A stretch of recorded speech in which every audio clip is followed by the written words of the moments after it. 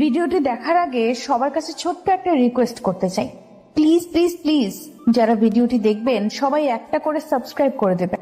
আমি বলি, বাবা আমি তো বিয়ে করে ফেলছি। আমার বাবার প্রথম কোশ্চেন ছিল ছেলের বয়স কত। মাই গুডনেস, কেন? কারণ বাবা জানে আমি ক্রেজি, আমেরিকা যাওয়ার জন্য আমি যে কোনো কিছু করতে পারি। আমার বাবা তাকে দেখার পরে আমার বাবার প্রথম কোশ্চেন ছিল যে 10 বছর পরে আমার মেয়ের অবস্থা কি হবে আর তোমার অবস্থা কি হবে, একবার কি চিন্তা করেছো? আমি করলাম কি, এরকম করতে করতে আমি অনেকগুলো নাম্বারে কল দিলাম। থাকে না প্রত্যেক দিনই আমি দেখি আর মানে ফোন নিয়ে কল করা, তো এরকম করতে করতে একজনকে আমি পাই, সে আমেরিকাতে থাকে, তার নাম ছিল অনিতাভ। তো একটা লোক জিজ্ঞেস করলো, ও তোমার কি হয়? বলে যে আমার ওয়াইফ হয়। তার 1 মিনিট পর আমাকে জিজ্ঞেস করলো, আমাকে বললো, রামনি তুমি কি রাগ করছো যে আমি তোমাকে আমার ওয়াইফ বলছি? আপনাদের রিলেশনশিপটা এরকম হলো কেন? আপনি কখনো জিজ্ঞেস, আপনি তো গিল্টি ফিল করেন, সেটা আমি এপিসোড যারা দেখবেন সবাই বুঝবে।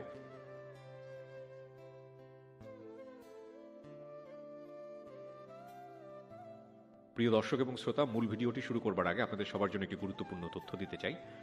আপনি যদি ঘরে বসে ইনকাম করার কথা ভেবে থাকেন, তাহলে আপনার জন্য দুর্দান্ত একটি সুযোগ নিয়ে এসেছে eShikhon.com। eShikhon.com দিচ্ছে নামমাত্র মূল্যে অনলাইন লাইভ ক্লাসের সুযোগ। eShikhone রয়েছে web design, graphic, hacking, digital marketing সহ 31টি ফ্রিল্যান্সিং কোর্স। লাইভ কোর্স ছাড়াও রয়েছে ভিডিও কোর্স এবং ডিভিডি। এইচএসসি, ভর্তি পরীক্ষা, বিসিএস কোর্সগুলো জনপ্রিয়তা পাচ্ছে eShikhone। সারা দেশে রয়েছে eShikhoneর 70টি এজেন্ট সেন্টার। eShikhon.com ওয়েবসাইট থেকে রেজিস্ট্রেশন করে ভর্তি হয়ে যান আপনার কাঙ্ক্ষিত কোর্সে। আর বিস্তারিত আরও যদি জানতে চান, তাহলে ভিডিও ডেসক্রিপশনে লিঙ্ক দেওয়া আছে, আপনি লিঙ্কে ক্লিক করে ওদের ওয়েবসাইটে যান এবং টু বি অনেস্ট, ওদের ওয়েবসাইটে গেলে আপনি ইমপ্রেস হয়ে যাবেন।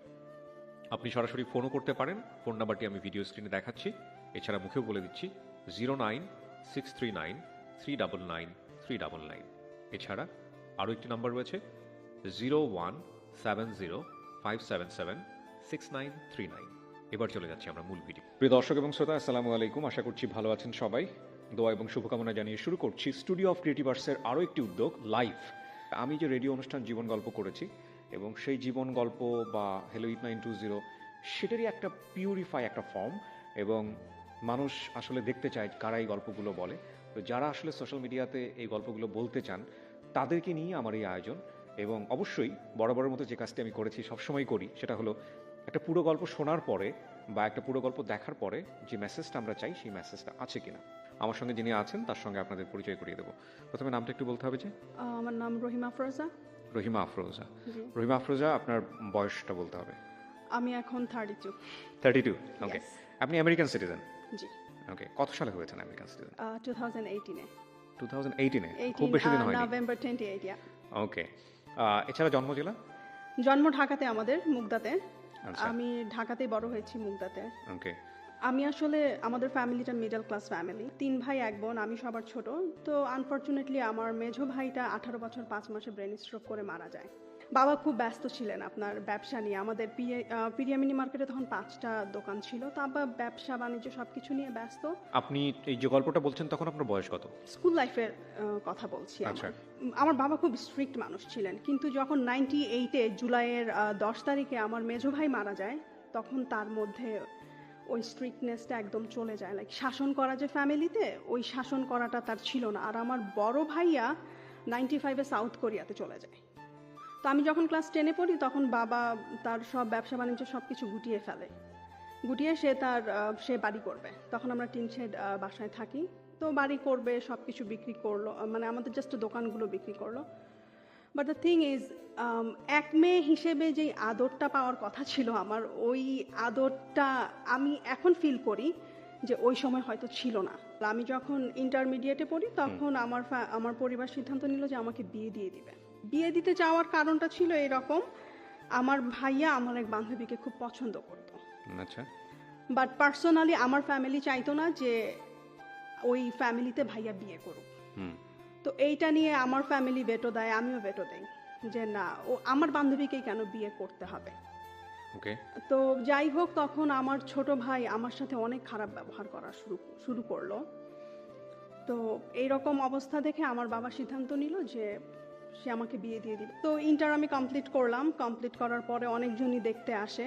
তো তার মধ্যে একটা ফ্যামিলি ছিল যে ছেলের বোন আমাদের এলাকাতে বিয়ে দেওয়া, মানে বিয়ে দিয়েছে। তো একদিন আমার বাবা খুব অসুস্থ, আমি ফার্মেসিতে ওষুধ আনতে যাই। তো তখন ছেলেপক্ষের বেয়াই সে আমাকে দেখে। তো দেখার 2 দিন পরেই সে আমাদের বাসায় বিয়ের প্রস্তাব পাঠায়।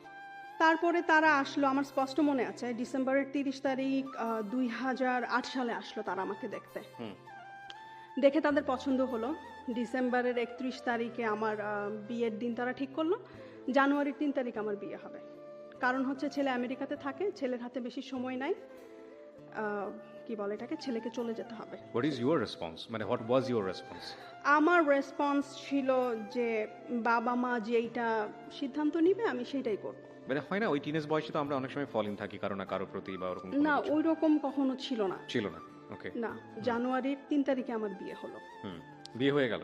বিয়ে হয়ে গেল, কিন্তু আমার বাবা যেই একটা ভুল করলেন, ছেলের বাড়ি ঘর কোথায়, ছেলে কি করে না করে কিচ্ছু দেখলেন না। ছেলে আমেরিকাতে থাকে সেইটাই। কারণ ছোটবেলা থেকে তার ইচ্ছা ছিল, আমি প্যান্ট শার্ট পরতে খুব পছন্দ করতাম, তো তার ইচ্ছা ছিল যে তার মেয়েকে সে আমেরিকাতে বিয়ে দিবে। আমার বাবাও আমেরিকাতে ছিল 4 বছর। আপনি প্যান্ট শার্ট পরতেন এই কারণে? হ্যাঁ, আমার বাবার মেন্টালিটি ছিল যে আমি বাইরের কান্ট্রিতে সেটেল হতে চাই, প্যান্ট শার্ট পরি অলওয়েজ। আমার মেন্টালিটি একটু ডিফারেন্ট, আমাকে সে বাইরে বিয়ে দিবে, বাইরের ছেলে দেখে। বিয়ের গাড়িতে করে যখন ওর বাসার কাছাকাছি এসে সে আমাকে বলছে, তুমি কি হেঁটে যাবে না রিকশায় যাবে আমাদের বাসায়? তো আমার না জিনিসটা কেমন যেন খটকা লাগলো। তখন তাদের বাসা ছিল মানিকদ্বীপ। তো গাড়ি মেইন রোড থেকে নেমে এমন চিপা রাস্তা, 5 মিনিট হেঁটে যাওয়া লাগবে, ইদার রিকশায় যাওয়া লাগবে। আর রিকশায় যদি যাই আমি, তাহলে ওই রাস্তা দিয়ে একজন মানুষ পাস করতে পারবে না। মানে গলি, এত গলি, আর এইরকম গলি আমি জীবনে কখনো দেখি নাই মুগদাতে। কারণ আমি যেহেতু বর্ন অ্যান্ড ব্রট আপ আমার মুগদাতে, আর তখন জগৎটাও আমার ছোট ছিল, খুব বেশি বড়ও ছিল না। তো যাই হোক, রাতের বেলা আমি গেলাম ওদের বাসায়। সকালবেলা যখন ঘুম থেকে উঠলাম, বারান্দায় গেলাম, তারপরে দেখলাম যে ওদের বারান্দার ওখানে বিশাল বড় ঝিল। আর আমি মনে মনে বললাম যে আব্বা আমারে কোন সাগরে ফেলে দিল। ঝিল হলে তো খুশি হওয়ার কথা, সুন্দর দৃশ্য। না, আমার কাছে ওইটা ভালো লাগছিল না। মানে রাস্তাটা দেখেই আমার যেন ওই রাত থেকে ইমপ্রেশনটা নষ্ট হয়ে গেছে। লাইক আমি ছোটবেলা থেকে আমার যেরকম ড্রিম ছিল যে বিশাল বড় বাসা হবে, সবকিছু সুন্দর ঝকঝকে তকতকে হবে, একটা ড্রিম থাকে না মেয়েদের, যে আমার শ্বশুর বাড়িটা এইরকম হবে।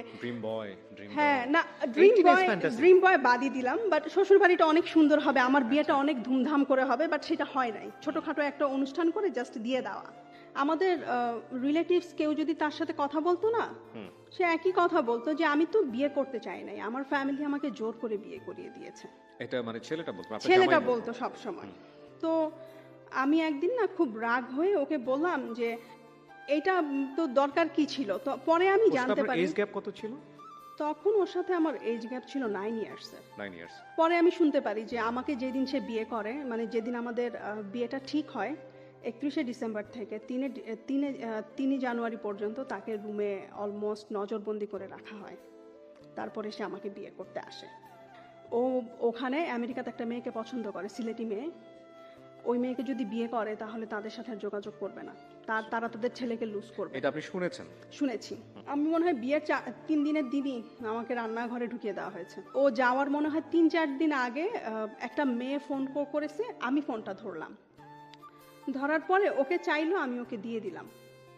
আমি কখনো প্রশ্ন করি নাই যে মেয়েটা কে অথবা কোনো কিছু, ওগুলো আমার মাথাতেই ঢুকে নাই। আর আমার চিন্তা ছিল যে ও তো বাইরে পড়াশোনা করে, মেয়ে ফ্রেন্ড থাকতেই পারে, এটা স্বাভাবিক। তখনও পড়ছিল? হ্যাঁ, তখনও পড়ছিল কমিউনিটি কলেজে। কি সাবজেক্ট নিয়ে পড়ছিল আমি জানি না। ফোনে 24 আওয়ার্সের মধ্যে সে 10 আওয়ার্সই ফোনে কথা বলতো। আমার না ভালো লাগতো না এতক্ষণ ফোনে কথা বলা, কেমন না, আমি তো ইউজ টুও না। সম্পর্ক খারাপ পর্যায়ে, তার সাথে কথা বলে আমার আর মিলছিল না কোনো কিছু। আর আমিও আসলে অ্যাকচুয়ালি হ্যাপি না। তার মেন্টালিটি আমার মেন্টালিটি মনে হয় যে দুজন ভিন গ্রহ থেকে আসছে এরকম। তো একদিন সে আমাকে ফোনে বলতেছে যে তোমার মতো পাগলের আমেরিকাতে জায়গা নাই। তো এই কথাটা না আমার মাথায় খুব লেগেছে। তখন আমি ওকে বললাম যে তোমার কি এমন আমেরিকা, আমি আফরোজা একদিন গিয়ে দেখিয়ে দিব। এটা বলে আমি ফোন রেখে দিছি। তারপর যাই হোক, 2 ফ্যামিলির মতামতে আমাদের ডিভোর্স হয়ে যায়। কি বলেন? ওই আমেরিকাতে থাকলো, আপনি বাংলাদেশে থাকলেন, মাত্র 14 দিনের সংসার ডিভোর্স হয়ে গেল? ডিভোর্স, হ্যাঁ, 6 মাসের মাথায় ওর দুলাভাই আমাদের বাসায় ডিভোর্স লেটার নিয়ে আসে। মানে ডিভোর্সের জন্য কি আপনি নিজে প্রিপেয়ার্ড ছিলেন, বা এরকম একটা হতে চাচ্ছে?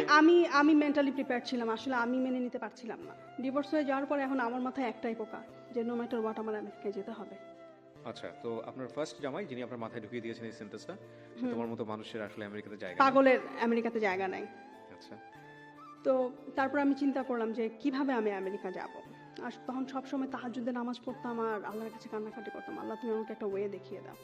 তারপর আমি না প্রথম আলো পত্রিকা আমাদের বাসায় রাখতো, তো ওখানে ওই যে পাত্র চাই পাত্রী চাই কলামটা আছে না, আমি প্রত্যেক দিন ওই যে পাত্র চাই বিদেশে থাকে, আমেরিকা, এগুলো দেখা শুরু করলাম।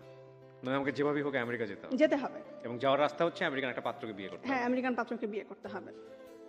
তো আমি করলাম কি, এরকম করতে করতে আমি অনেকগুলো নাম্বারে কল দিলাম, থাকে না প্রত্যেক দিনই আমি দেখি আর মানে ফোন নিয়ে কল করা। তো এরকম করতে করতে একজনকে আমি পাই, সে আমেরিকাতে থাকে, তার নাম ছিল অনিতাভ। তো তার সাথে আমি বাইরে প্রথমে দেখা করি। তখন কি লেখাপড়া বন্ধ আপনার? তখন আমার লেখাপড়া বন্ধ, হ্যাঁ, ডিভোর্সের পর আমি পড়াশোনাটা স্টপ করে ফেলি। তো সে আমার সাথে দেখা করলো, সে আমাকে পছন্দ করলো, তার বয়স অনেক বেশি ছিল, 55+। তো সে আমার বাসায় প্রস্তাব পাঠায়, ঠিক আছে। নিশ্চয়ই আগে বিয়ে শাদী করা ছিল? না, বিয়ে শাদী করেন? নো। আচ্ছা, তার মুখে না অনেক বসন্তের দাগ ছিল, বাট সে যখন ইয়াং ছিল তার চেহারা একদম ডুপ্লিকেট অমিতাভ বচ্চনের মতো ছিল। সে আমাকে তার ইয়াং কালের ছবি দেখিয়েছে, মুখে কি একটা স্কিনের প্রবলেম হয় এরকম, মুখটা কেমন যেন লাগে, আপনি নিজে দেখলে নিজেও ভয় পেয়ে যাবেন, এইরকম তার চেহারা। তো আমাদের বাসায় যখন বিয়ের প্রস্তাব নিয়ে আসলো, আমার বাবা যখন ওনার চেহারাটা দেখলেন, উনি তার সাথে ওনার একটা ফ্রেন্ডকে নিয়ে আসছিলেন, ঠিক আছে। ফ্রেন্ডকে নিয়ে আসলেন, আসার পরে তো আমার বাবা ওনার ফ্রেন্ডকে বললেন যে ওর জায়গায় যদি আপনার মেয়ে থাকতো তাহলে আপনি কি এই লোকটার সাথে তাকে বিয়ে দিতেন? তো সে বলল যে না চাচা, আমি যদি আপনার পজিশনে থাকতাম আমি দিতাম না। তো যাই হোক, আলটিমেটলি ওই রিলেশনটা আর কন্টিনিউ হলো না। আপনার টার্গেট ছিল যেভাবেই হোক আমাকে যেভাবেই হোক আমার আমেরিকায় যেতে হবে। বুঝতে পারছি। তারপরে আমি কি বলে এটাকে, আমি ওই ভাইয়াটার ফোন নাম্বার রেখে দিলাম, ওর যে বন্ধুটাকে নিয়ে আসছে সাথে, ওই বন্ধুটাকে আমি বলছি যে ভাইয়া যেভাবে হোক, উনিও আগে আমেরিকাতে ছিল, ওনার নাম বাবুল ভাই। তো উনি বললো যে দেখো তো তোমার তো, আমি তাকে বলছি যে দেখেন আমি আসলে আমেরিকায় যেতে চাই, সেটা যেভাবেই হোক। তো সে আমাকে বললো দেখো আমার অনেক পরিচিত ফ্রেন্ড আছে যারা আমেরিকাতে থাকে, তো তুমি একটা কাজ করো, তুমি আমার ফোন নাম্বার রাখো, আমি তোমাকে যেভাবেই হোক আমি ম্যানেজ করে দেবো একটা ভালো ছেলে। তো পরে আমি বাবাকে বললাম যে আমি প্রাইভেটে ভর্তি হব, অলরেডি বিয়েতে ওখানে 1.5 বছর চলে যায়। তো 2 দিন পরে তার সাথে আমার দেখা হয়, ওই যে আমার একই কথা যে আমার আমেরিকান ছেলে বিয়ে করতে হবে, আমার আমেরিকায় যেতে হবে। আমেরিকান ছিল? হ্যাঁ, সেও আমেরিকান ছিল। ক্রেজি, মানে আমি জানি না, মানে আমি হওয়ার কি আছে, আই ডোন্ট নো, লাইক আমার মাথায় তখন যে আমার আমেরিকা যেতে হবে ওই রকম একটা। ইভেন সে তো আপনার লাইফে নাইও, সে যে আপনাকে মাঝে মাঝে পোক করে তাও তো না, সে হারায় গেছে। আপনি গিয়ে একসময় আমেরিকাতে গেলেন কিন্তু সে তো দেখলো না, তাহলে কি দরকার আছে এটা? আই ডোন্ট নো, মানে তখন জেদ মানে জেদ মানে যেতেই হবে, আর জেদ মানুষকে ধ্বংস করে অনেক সময়, ডেফিনেটলি করে, অনেক সময় করে। তো পরে আমি ওনার সাথে দেখা করলাম, দেখা করার পরে আমি ওনাকে বললাম যে আমি আমেরিকায় যেতে চাই, আমি শুনেছি আপনি আমেরিকাতে থাকেন, আপনার কাছে অনেক ছেলে আছে, তারা ইয়ে করবে, লাইক আপনি আমাকে একটা ব্যবস্থা করে দিবেন। তো সে আমাকে সাজেস্ট করলো যে তুমি ভালোভাবে পড়াশোনাটা কন্টিনিউ করো, আমি তোমার জন্য খুঁজবো আস্তে আস্তে।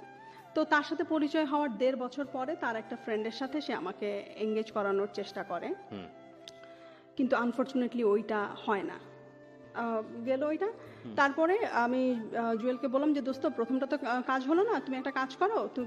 ও আমাকে বলেছে ঠিক আছে, আমার কাছে আরেকটা ছেলে আছে, তুমি ওর সাথে কথা বলে দেখো। তো আমি একদিন 2010 সালেই, হ্যাঁ 2010 সালে, এটা নভেম্বরের 25 তারিখ হবে, তো নভেম্বরের 20 তারিখ আমি ওকে বললাম কি ব্যাপার, তোমার ফ্রেন্ড তো আমাকে ফোন দিচ্ছে না। পরে আমি বললাম যে তুমি একটা কাজ করো, তোমার ফ্রেন্ডের নাম, আমি জুয়েলকে বলছি যে তোমার ফ্রেন্ডের নাম্বারটা দাও, আমি কল করি। ও আমাকে বললো যে না, আমার ফ্রেন্ড তোমাকে কল করবে, তাহলে তোমার ভ্যালুটা থাকবে তার কাছে।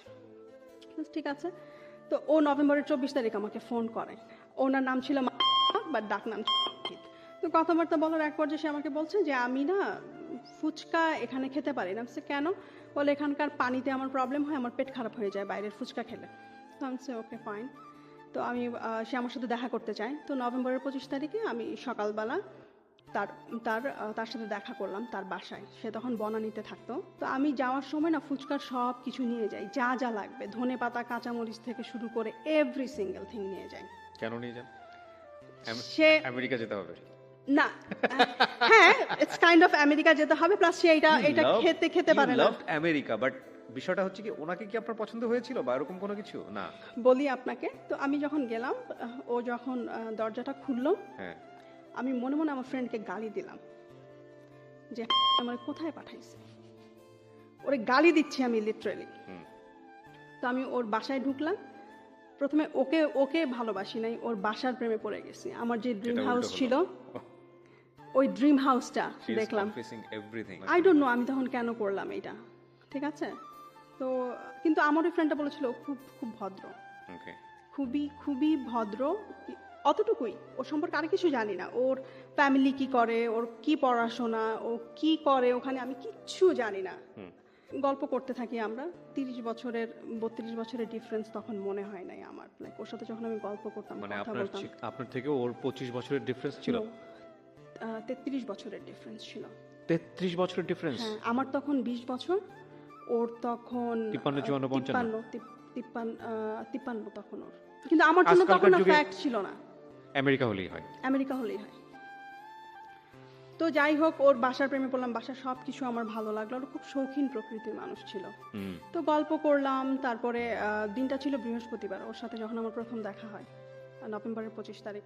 ওইখান থেকে রিক্সায় করে সে আমাকে Mugda, like Kamalapur rail station পার হয়ে আরও ভিতরে আমাদের বাসা, সেই বনানী থেকে রিক্সায় করে সে আমাকে ওই দিন বাসায় পৌঁছে দেয়। হুম।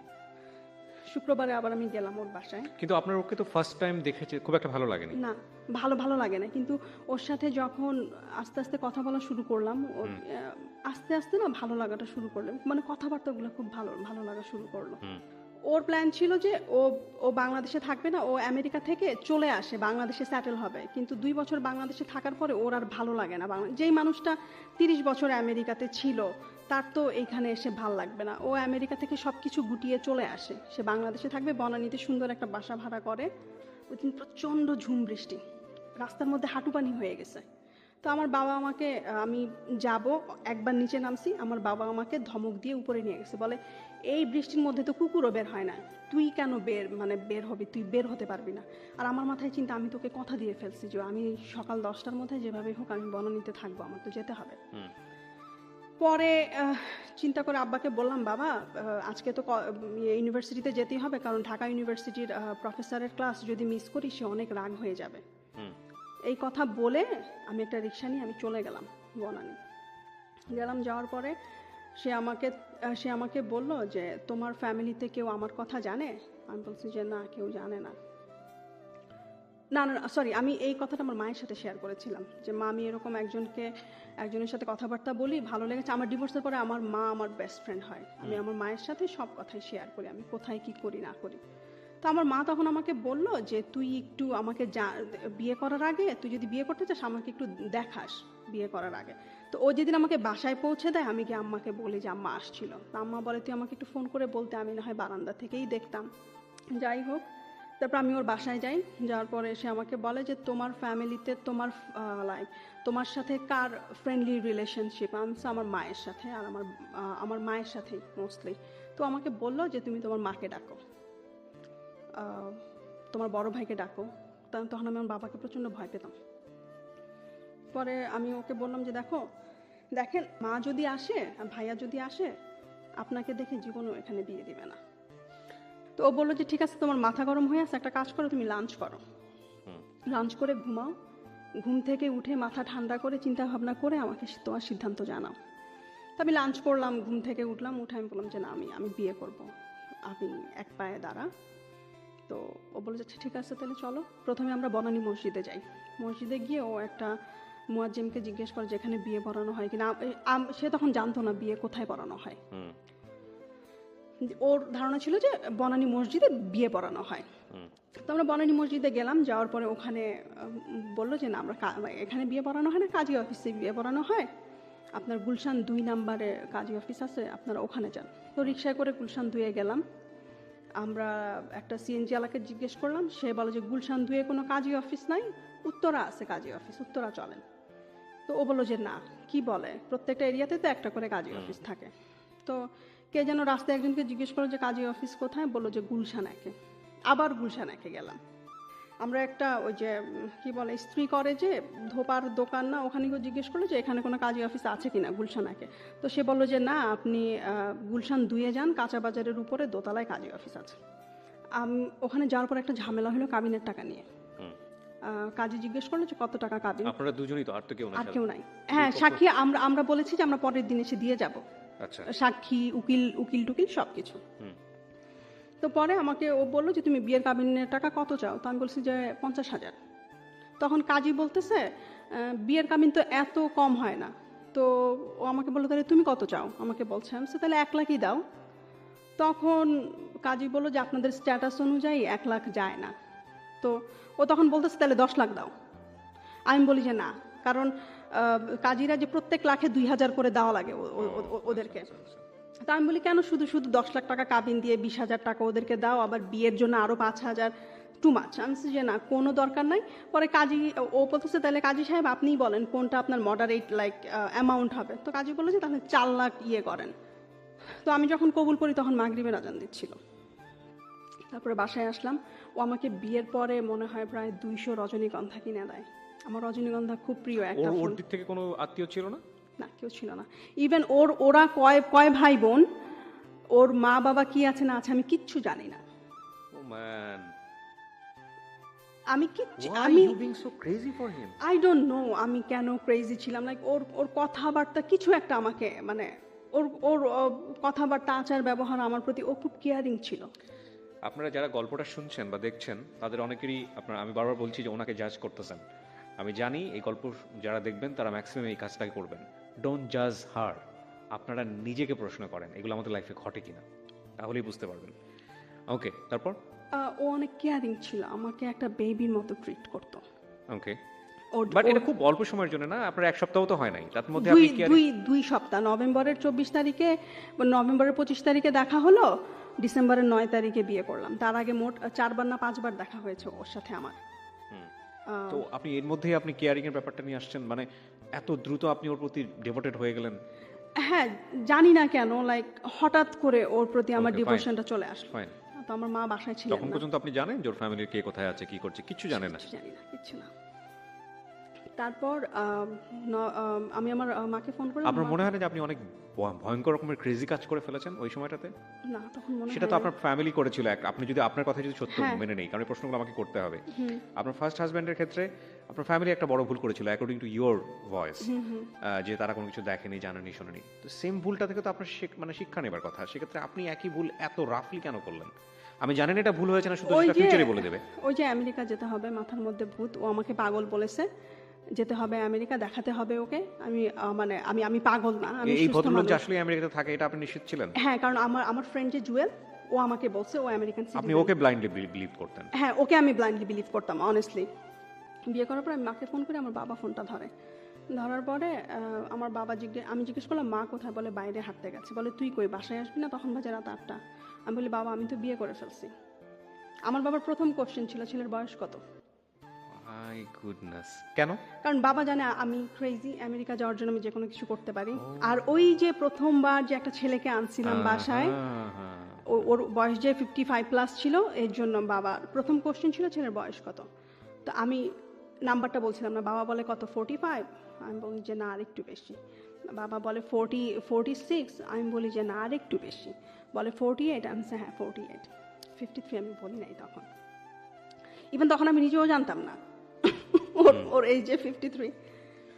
তারপরে বাবা ফোনটা রেখে দেয়। না, হ্যাঁ, বাবা ফোনটা রেখে দেয়। তারপর আমার মা ফোন করে হাউমাউ করে কান্না, যে মা তুই এত বড় একটা সিদ্ধান্ত নিয়ে ফেললি, এত একটা কাজ করলি, আমি তো তোর সাথে ফ্রি ছিলাম, তুই তো আমাকে অ্যাটলিস্ট ফোন করে বলতে পারতি, তুই কেন বললি না? এদিক দিয়ে সারা রাত আমি টেনশন যে ও পরের দিন সকালবেলা আমাকে ওর মায়ের সাথে পরিচয় করিয়ে দিবে। আমি টেনশনে সারা রাত ঘুমাতে পারি নাই। ওর মাকে ফোন করে বলে কি, মা ওরা প্রত্যেক শুক্রবারে ওরা 2 ভাই ওর মায়ের কাছে ওর সকালবেলা নাস্তা খেত। তো আমার হাজব্যান্ড ফোন করে বলছে যে মা আমার একটা বন্ধু আসবে বাসায় নাস্তা খেতে, নাস্তা একটু বেশি করে বানিয়ে রেখো। তো সে ওইখান থেকে আসে, বনানী থেকে, তাকে পিক করে তারা 2 ভাই মিলে যায় মাকে দেখতে। মায়ের সাথে সকালে তারা নাস্তা করে প্রত্যেকদিন শুক্রবার, এটা তাদের রুটিন। তারপর সারা রাত আমাদের ঘুম হয় নাই। এই ভদ্রলোককে আগে বিয়ে করেছিলেন? না, কখনো না। কোনোদিন করেন নাই? না। তখন পর্যন্ত আপনি জানতে পেরেছেন যে কেন বিয়ে করেন? না, আমি জিজ্ঞেসও করিনি। তখন পর্যন্ত আপনি জিজ্ঞাসা করেন না। ওকে, তারপর? তারপরে সারা রাত ঘুম নাই, ভোর 6টা বাজে সিএনজি নিয়ে, আর ওই যে আমাকে যে প্রথমে যে রজনীগন্ধা ফুল কিনে দিল ওইটা নিয়ে আমি আমার শাশুড়ির বাসায় চলে গেলাম। ভোর 7টা বাজে গিয়ে পৌঁছাইছি। ও আমাকে ড্রয়িং রুমে বসিয়ে গিয়ে তখন আমার শাশুড়ি ঘুমাচ্ছিলেন। শাশুড়িকে ঘুম থেকে তুলে এনে বলতেছে যে মা তোমার জন্য বউ নিয়ে আসছে। আমার মনে আমার হচ্ছে আমি শাশুড়ি- ক্যামেরা থেকে পালাই যাই, cause I am feeling you, এবং পুরো গল্পটা চোখের সামনে ভাসতেছে। ওকে, তারপর আমার শাশুড়ির রুমে আমাকে নিয়ে গেল, নিয়ে তার বিছানার পাশে একটা চেয়ার ছিল, ওখানে আমাকে বসালো। আমার শাশুড়ির হাত পা খুশিতে কাঁপতেছিল। ও খুশিতে? খুশিতে। আমার শাশুড়ির হাতে একটা চুড়ি ছিল, তো সে হজ থেকে 6টা চুড়ি নিয়ে আসে তার 6 ছেলের বউয়ের জন্য, কিন্তু বউয়েরটা দেওয়া এটা হয় হজ থেকে না, সৌদি আরব থেকে না? I am sorry. আমরা যেটা করি আর কি, না, you are right, you are absolutely right. আমরা হজে গেলে এই হজে গেলে, জিনিসগুলো হ্যাঁ, করি। তো হজে যখন যায় সে 6টা বউয়ের জন্য 6টা চুড়ি নিয়ে আসে। হ্যাঁ। তো এই চুড়িটা প্রথমে ওর ছোট বোনকে দিয়েছিল। আমার শাশুড়ি বলেছিল যে কখনো বিয়ে করে তাহলে আমার পক্ষ, আমি যদি বেঁচে না থাকি, আমার পক্ষ থেকে এই চুড়িটা আমার ছোট ছেলের বউকে দিও। সে অনেক দূরদর্শী মহিলা ছিলেন। মানে বিষয়টা এরকম দাঁড়িয়েছে যে আমার ছেলে বিয়ে করেছে, এটাই সবচেয়ে খুশির খবর। হ্যাঁ। কাকে করেছে, কি করেছে সেটা ফ্যাক্ট না। সেটা ফ্যাক্ট না। তারপরে সে একে একে আমার সব ভাসুরদেরকে ফোন দেয়। তার আইকিউ লেভেল খুব ভালো ছিল। ওরা সব ভাই বোন আমেরিকা কানাডাতে স্যাটেল। নাস্তা করতে বসলাম, আমার শাশুড়ি না খুশিতে খেতে পারছে না। সে টেবিলে বসে আল্লাহর হাতে 2 হাত তুলে কি যে দোয়া আমাদের জন্য যে তার ছেলে বিয়ে করছে, এটাতেই অনেক খুশি। তো তারপর আমরা একসাথে নাস্তা করলাম। নাস্তা করে তারপরে আমার হাজব্যান্ড বললো যে আমাদের একটু কাজ আছে মা, আমাদেরকে যেতে হবে। তো ও এর মধ্যেও আবার ছবি তুললো। আচ্ছা, এখানে আমার প্রশ্ন হচ্ছে যে আপনার হাজবেন্ডের জায়গা থেকে কোনো প্রবলেম ছিল না, না, তাহলে আপনার হাজবেন্ডের পক্ষ থেকে তো কেউ থাকতে পারতো আপনাদের বিয়েতে? ও না একটু ইন্ট্রোভার্ট টাইপের ছিল, ও না সারপ্রাইজ দিতে খুব পছন্দ করতো। ওকে। তো আমি বাসায় আসলাম। আমরা, আপনি বিয়ের আগে কখনো জিজ্ঞেস করেননি যে তোমার ফ্যামিলিতে কোনো প্রবলেম হবে কিনা আমাকে নিয়ে? সে বলছে যে না। আমি যখন জিজ্ঞেস করলাম বলে যে না, কোনো প্রবলেম হবে না, এই জন্য এটা আমার লাইফ, তারপর? লাইক আমার জীবন, আমি সিদ্ধান্ত নিব। কে কি মনে করলো না মনে করলো সেটা আমার দেখার বিষয় না। ওকে। তো সন্ধ্যাবেলা আমি ওনাদের বাসায় যাই। বাসায় যাওয়ার পরে কিছুক্ষণ বসার পর আমি আমার বাবার বাসাতে যাই আমার হাজব্যান্ডকে নিয়ে, প্রথমবার বিয়ের একদিন পরে। মা বাবাকে ফোন করে বলি সে আসতেছে। তো যাওয়ার পরে আমাদের বাসার যেই কালচার, টেবিল ভর্তি খাবার দাবার। তো আমার বাবা তাকে দেখার পরে আমার বাবার প্রথম কোশ্চেন ছিল যে 10 বছর পরে আমার মেয়ের অবস্থা কি হবে আর তোমার অবস্থা কি হবে, একবার কি চিন্তা করেছো? তো ও কি উত্তর দিয়েছে আমি জানি না, পরে আমি শুনেছি যে আমার বাবা ওকে প্রথম এই কোশ্চেনটা করার পরে আমি আমার জামা কাপড় সব কিছু গুছাচ্ছি। আমার বাবা এসে ওর সাথে কিছুক্ষণ কথা বললো, এসে দরজার সামনে বলতেছে যে ও একটা পাগল, ওর সাথে তুই জীবনে কখনো সংসার করতে পারবি না। এটা ছিল আমার বাবার প্রথম কথা আমার সাথে আমার বিয়ের পরে। তারপর আমাকে বলতেছে আমরা কাউকে এখনো বলি নাই তুই বিয়ে করছিস, এখনো সময় আছে, চলে আয়। তারপর আমি আমার বাবাকে বলি যে না, আমার বিয়ে হয়ে গেছে, আমার পক্ষে সম্ভব না ফিরে আসা। এটা বলে তারপর আমার কাপড় চোপড় নিয়ে আমার মায়ের সাথে অনেকক্ষণ কান্নাকাটি করে আমি সারা রাস্তা কাঁদতে কাঁদতে আসি বনানীর বাসায়। তো যাই হোক, এইটার পর থেকে না ও আর কখনো আমাদের বাসায় আমি যে যাব ওইটাও সে পছন্দ করতো না। মানে ওর ওই কথাটা খুব খারাপ লেগেছে আমার বাবা ওকে যে কথাগুলো বলছে। তো দেখা গেল যে আমার বিয়ের 1 মাস পর আমাদের রিসেপশন হয়। রিসেপশনে ওদের ভাই বোন মোটামুটি সবাই চলে আসে কানাডা আমেরিকা থেকে। খুব সুন্দর একটা আমরা ঘরোয়া পরিবেশ, শুধুমাত্র আমার ফ্যামিলি মেম্বার আর ওর ভাই বোনেরা, বাইরের কেউ ছিল না। বাইরের লোকের মধ্যে ছিল শুধুমাত্র আমার উকিল বাবা। 2 মাস বনানীতে থাকার পরে সে আমেরিকাতে চলে যাবে। আমরা সব কিছু হোম বাউন্ডের থ্রুতে কি বলে লাস ভেগাসে পাঠিয়ে দিব। সে লাস ভেগাসে বাড়ি কিনে সে আর বাংলাদেশে থাকবে না। তো সব জিনিসপত্র হোম বাউন্ডের থ্রুতে আমরা পাঠিয়ে দিই লাস ভেগাসে। তো সে মার্চ মাসে চলে যায় বিয়ের 3 মাস পরেই। তো আমি বিয়ের 2 মাস বনানীতে থাকার পরে 1 মাস আমি আমার শাশুড়ির সাথে থাকি। তো আমার শাশুড়িকে আমার খুব ভালো লাগে, এত সুন্দর, এত ভালো মানুষ আমি মনে হয় আমার জীবনেও দেখি নাই। কারণ আমার তো তিক্ত অভিজ্ঞতা ছিল আমার প্রথম শাশুড়ির সাথে। তো আমার শাশুড়িকে মনে হয়েছে সে আমার জীবনে আমার একটা ফেরেস্তা, এরকম মনে হয়েছে। ওকে। তো আমি, আমার শাশুড়ি খুব অসুস্থ, আমি তার টেক কেয়ার করি, সে আমাকে খুব ভালোভাবে অ্যাকসেপ্ট করে। আর আমি যখন ওনার টেক কেয়ার করি তখন সে আমাকে একটা কথা সবসময় বলতো, আমি যখন আমার ছেলেকে বলতাম যে বাবা তুমি কবে বিয়ে করবে, তখন আমার ছেলে আমাকে উত্তর দিত, এমন এক মেয়েকে বিয়ে করবে যেই মেয়ে তোমার টেক কেয়ার করবে। আর মাথার মধ্যে একটা জিনিসই কাজ করতো যে আমি তো কয়েকদিন পরে আমেরিকা চলে যাব, তাহলে তো আমি আমার শাশুড়ির সেবা যত্ন করতে পারবো না, তো যতটুকু পারি আমার শাশুড়ির আমি সেবা যত্ন করে যাই। আর ওভার দ্য ফোনে অল দ্য টাইম বলতো যে নিজের উন্নতির জন্য কিছু করো, পড়াশোনা করো, এইটা করো ওইটা করো। আমি না শুনতাম না ভাইয়া তখন। ওর কথা ছিল যে তুমি কেরিয়ার ওরিয়েন্টেড হও, জীবনে কোনো কিছু করো, আমেরিকা এসে তুমি পড়াশোনা করো, তুমি পড়াশোনা করো। আর ওর একটা কথা ছিল যে তুমি অনেক ইয়াং, আমি জানি, বাংলাদেশে থাকাকালীন সে আমাকে বলতো যে তুমি অনেক ইয়াং, আমি জানি তুমি আমার সাথে থাকবে না সারা জীবন, আমি তুমি যখন কলেজে যাবে, পড়াশোনা শেষ করবে, ভালো চাকরি করবে, তখন আমি দেখে শুনে একটা ভালো ছেলে থেকে আমি তোমাকে বিয়ে দিয়ে দিব। ও মাই গড।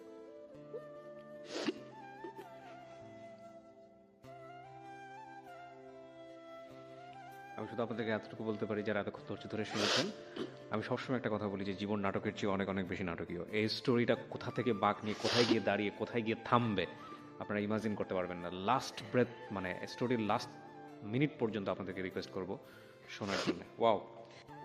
তখন ওই যে মাথা ছোট, আমি বেবি, লাইক সবাই প্যাম্পার করতো অনেক। প্রত্যেক বছর শ্বশুরবাড়ি থেকে প্রচুর গিফট পেতাম আমি। ডিসেম্বরের 15 তারিখে আমি ফাইনালি ভিসা পাই। তখন আমাদের বিয়ের 2 বছর হয়ে যায় আমি যখন ভিসা হাতে পাই। আমি মনে হয় একমাত্র ব্যক্তি দুনিয়াতে যে ভিসা পাওয়ার পরের দিনই ফ্লাই করে। মানে রাক্ষসের মতো অপেক্ষা করছিলেন আর কি, যেটাকে বলে ভিসা পেলাম। ক্ষুধার্ত। হ্যাঁ, ভিসা পেলাম বৃহস্পতিবার বিকালে। ও আরেকটা কথা বলতে ভুলে গেছি, ও আমার বার্থডে 27 অক্টোবর, ওইটা কোরবানির ঈদ ছিল। টানা 3 দিন আমার বার্থডে সে সেলিব্রেট করে। যখন ভালো তখন খুব ভালো মানুষ, আসলে সে খুব ভালো মানুষ। যখন খারাপ সে ভয়ঙ্কর খারাপ। যখন খারাপ মানে কথা বন্ধ, ওইটাই আমার কাছে ভয়ঙ্কর খারাপ মনে হতো। মানে শত কান্নাকাটি করলেও তাকে ম্যানেজ করা যেত না, আমার চোখের পানি তার কাছে কিচ্ছু না তখন। এরকম আমি খুব ট্রাভেল লিভিং চ্যানেল দেখতাম তখন, তো ওখানে লাস ভেগাস দেখাতো, কি যে সুন্দর লাগতো টিভিতে দেখতে লাস ভেগাস। তো আমি একাই ফ্লাই করি।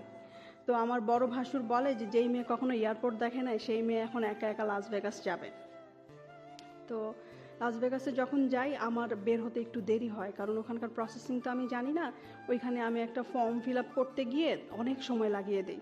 পর আমি যখন ইমিগ্রেশনে ওরা জিজ্ঞাসাবাদ করে যে ব্যাগে কি আছে না আছে, তো তখন একটা পুলিশ এসে বলে যে তুমি রাহিমা আফরোজা কি না? আমি হ্যাঁ। বলে তোমার হাজব্যান্ড তোমার জন্য অলমোস্ট 3-4 আওয়ার্স ওয়েট করতেছে বাইরে, আমরা জাস্ট মেক শিওর করলাম যে তুমি এসে ঠিকমতো পৌঁছেছো কিনা। সে একটু কনফিউজড, সে তুমি ল্যান্ড করেছো কিনা এটা মেক শিওর হওয়ার জন্য। তো ওরা খুব তাড়াতাড়ি আমাকে ইমিগ্রেশন আমি ক্রস করে, কারণ আমি তো পার্মানেন্ট প্রেসিডেন্ট হিসেবে গিয়েছি ওখানে, আমি ভুলে ট্যুরিস্টের ফর্ম ফিল আপ করেছি ওখানে। যারা পার্মানেন্ট রেসিডেন্ট তাদের কোনো ফর্ম ফিল আপ করতে হয় না, জাস্ট ইমিগ্রেশন ক্রস করে আসলেই হয়। তো তারপরে আমি যখন ভেগাস করি তখন সন্ধ্যাবেলা, তো ওর বিশাল বড় গাড়ি ক্যাডিল্যাকের, মানে খুব সুন্দর লাগছিল, মনে হচ্ছে যে ফাইনালি স্বপ্নের শহরে এসে পৌঁছালাম। তারপর সংসার করা শুরু করলাম। আমি 3-4 মাস কোনো কাজ করি নাই।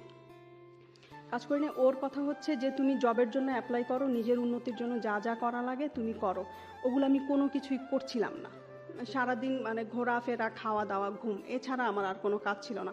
আর রান্নাবান্না সব কিছু ওই করতো। ওর যেহেতু কোনো চাকরি করতো না, ও তো সোশ্যাল সিকিউরিটি আর আমাদের ওই যে পেনশনের টাকা দিয়ে আমাদের সংসার ভালোই। $3000 প্রতি মাসে কিন্তু খারাপ না যখন নিজের বাড়ি থাকে বাইরের কান্ট্রি। হ্যাঁ, ভেগাসে আমাদের ডুপ্লেক্স হাউস ছিল, ও কিনে ওইটা পার্সোনালি। ওর এটা প্রথম বাসা আমেরিকাতে, নিজের কেনা বাসা। তারপর চলছে সব কিছু ভালোই। একদিন হঠাৎ করে সে আমাকে বলছে যে কোম্পানির টাকা বন্ধ হয়ে গেছে আরও 1 বছর আগে, কোম্পানি থেকে যে $2000 করে পেত। আমার মাথায় না পুরো একটা মনে হয় যে আকাশ ভেঙে পড়লো, যে ওইটা কী বললো, এখন আমাদের সংসার কিভাবে চলবে, এত খরচ এত কিছু। তো একটু রাগ করেই ও বললো। তো আমি বললাম ওই দিন বিকালে কাজ খোঁজার জন্য বের হয়ে গেলাম। তখন সামার টাইম, এত গরম, বিকালে লু হাওয়া ওখানে। পরে বিভিন্ন জায়গায় অনেক জায়গায় অ্যাপ্লাই করলাম, জব হয় না।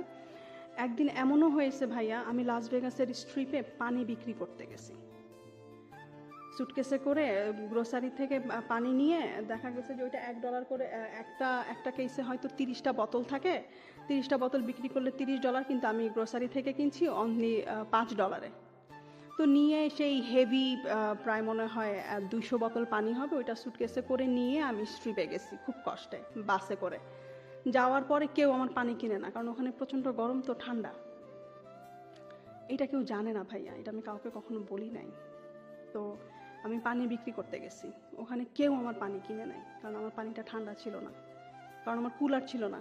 যে কুলারে যে ওরা যে ঠান্ডা পানি বিক্রি করে, আর ওখানে বিজনেসের সামনে লেখা ছিল যে ডোনেশন ফর চার্জ সামথিং, মানে আপনি এটা ডোনেট করবেন, যে টাকাটা বিক্রি করে যে টাকাটা পাবেন ওটা ডোনেট, এরকম আমিও আমার সুটকেসের গায়ে লিখে নিয়ে যাই। তো হার্ডলি মনে হয় 4 ঘন্টা দাঁড়িয়ে থাকার পরে একটা পানির বোতল বিক্রি করতে পারছি। তারপরে করলাম কি, পাশে যারা পানি বিক্রি করতেছিল ওদেরকে বোতলগুলা দিয়ে আমি খালি সুটকেস নিয়ে বাসায় চলে আসছি। যে বললাম যে আমাকে দিয়ে হবে না। ও আরেকটা কথা আমি বলতে ভুলে গেছি, আমি যখন আমেরিকাতে আসি আমার শাশুড়ি আমাকে $300 দিয়েছিল, আর আমার ভাসুর আমাকে $200 দিয়েছিল আমার ম্যারেজ অ্যানিভার্সারি উপলক্ষে। সো মোট $500 নিয়ে আমি আমেরিকাতে আসি। আমেরিকাতে আসার পরপরই আমার হাজব্যান্ড করলো কি, ওয়াইফাই কানেকশন আর টেলিফোন কানেকশনের যে বিলটা $70 করে এভরি মান্থ, সেটা সে আমাকে পে করতে বললো, লাইক আমার নামে নিল, আমাকে পে করতে বললো। আমি যাওয়ার মনে হয় 4-5 মাস পরে আমাকে রেসপন্সিবল বানানোর জন্য, যে আমার তো এটা পে করতে হবে, তখন আমার একটা কাজ করার আগ্রহ হবে। আর ওখানে সত্যি কথা ভাইয়া, যাওয়ার পর আমি না লেজি হয়ে গেছিলাম। ও যদি আমাকে ওই টাকা বন্ধ হওয়ার কথা যদি না বলতো না, তাহলে আমি হয়তো কাজও খুঁজতে যেতাম না, এরকম অবস্থা। তো অনেক জায়গায় কাজ খুঁজলাম, কাজ পেলাম না। একদিন ভোর 5:30 বাজে কাজ খুঁজতে বের হয়েছি। তো আমাদের বাসার পাশে একটা 7-Eleven ছিল। তো 5:30 ওখানে গিয়ে আমি অ্যাপ্লিকেশন ফর্ম চাইলাম, যাওয়ার পরে দিল। ওইটা ওনার ছিল, আমি জানতাম না। তো সে বলল যে আমি তোমার ইন্টারভিউ নিব এখনই। তো আমি 6টার মধ্যে অ্যাপ্লিকেশন ফর্ম পূরণ করলাম। করার পরে উনি আমাকে বলল যে আমি এত বছর এখানে কাজ করি, কোনো মেয়ে মানুষকে দেখি নাই ভোর 5:30টায় এসে কাজ খুঁজতেছে। You are the only one. আর তখন কমিউনিকেশনের প্রবলেম ছিল। এখন যেরকম প্রবলেম হয় না ইংলিশে কথা বলতে, আমরা ইংলিশটা বুঝি আমরা যখন স্কুল কলেজে পড়াশোনা করি, কিন্তু আমরা তখন স্পিকিংটা প্র্যাকটিস করি নাই। তো আমার না তখন এমন অবস্থা ছিল যে পেটে বোমা মারলেও ইংলিশ বের হতো না, কি বলতেছে বুঝতে পারছি, কিন্তু ও তখন করতো কি, আমাকে বলতো যে তুমি ইংলিশ মুভি দেখো, ইংলিশ সব কিছু দেখো, আর আয়নার সামনে নিজে নিজে দাঁড়িয়ে প্র্যাকটিস করো কথাবার্তাটা করার জন্য, ঠিকঠাক করার জন্য। কারণ কমিউনিকেশন স্কিলটা এখানে অনেক ইম্পর্টেন্ট, সব কাজের ক্ষেত্রে লাগবে। এখানে কমিউনিকেশন স্কিলস যদি না থাকে তুমি কিচ্ছু করতে পারবে না। তো ও না ভবিষ্যৎ কিভাবে ভালো হবে, মানে ক্যারিয়ার কিভাবে বিল্ড আপ হবে, ওই কথাগুলো না সবসময় বলতো, ওগুলো আমার শুনতে ভালো লাগতো না। তখন কথা কি, আমেরিকাতে তো এসেই গেছি, আর আমেরিকাতে আসার 1 সপ্তাহ পরেই 10 বছরের গ্রিন কার্ড পাইছি, আমারে কি আর আমেরিকা থেকে ভাগাবে, এরকম একটা মন মানসিকতা। তো আমি ওখানে 3-4 মাস কাজ করি। কাজ করার পরে হঠাৎ করে আমার হাজব্যান্ড 2013 সালের 10ই অগাস্ট স্ট্রোক করে। আচ্ছা। সাডেনলি আমি কাজ থেকে বাসায় যাই, ওর সাথে কথা বলি, আমরা লাঞ্চ রেডি করব। এমন সময় হঠাৎ করে ও বলতেছে ওর প্রচণ্ড ঘাম দিচ্ছে আর মানে গরম লাগছে। ও বলতেছে আমার শরীরটা খুব খারাপ লাগছে। আমি ফ্যান ছেড়ে দিছি ভাই, তারপরে দরদর করে ঘামাচ্ছে। তারপরে বাথরুমে গেল, প্রচণ্ড তার মাথা ব্যথার চিৎকার। স্ট্রোক হওয়ার 3 দিন পরে ও ফুললি কোমাতে চলে যায়। প্রায় 3 দিন কোমাতে থাকে। তো তখন ডাক্তার আমাকে বলছে যে এখন সব কিছু আল্লাহর হাতে, ওকে আমরা কোনো ওষুধ দিতে পারছি না, ব্লাড থিনার অথবা কোনো কিছু। কারণ ব্লাড থিনার দিলে দেখা যাবে যে ব্রেইনে ব্লিডিং হওয়া শুরু করবে, আবার এদিক দিয়ে ব্লাড থিনার যদি না দেয় তাহলে হার্ট অ্যাটাক হওয়ার পসিবিলিটি আছে। আমাদের হাতে কোনো কিছু নেই, সব কিছু আল্লাহর হাতে। দেখেন, মিরাকেলের জন্য অপেক্ষা করেন যদি কোনো মিরাকেল ঘটে।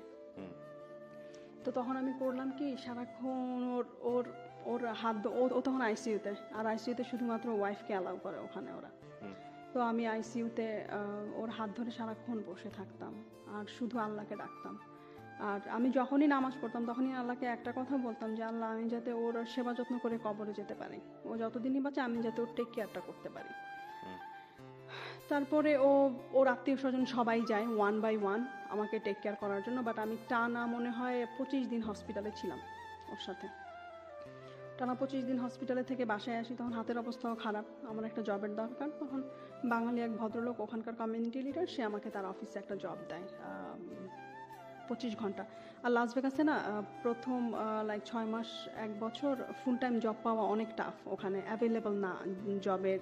নিউ ইয়র্কে যেরকম জব অ্যাভেলেবল, বাট লাস ভেগাসে ওই রকম না, জব অ্যাভেলেবিলিটি খুবই কম। আচ্ছা, তারপরে যাই হোক, ওকে হসপিটাল থেকে আনার পরে ওকে হসপিটাল থেকে আনার মনে হয় 1 সপ্তাহ পরেই আমি কাজে জয়েন করি ওই বাঙালির অফিসে।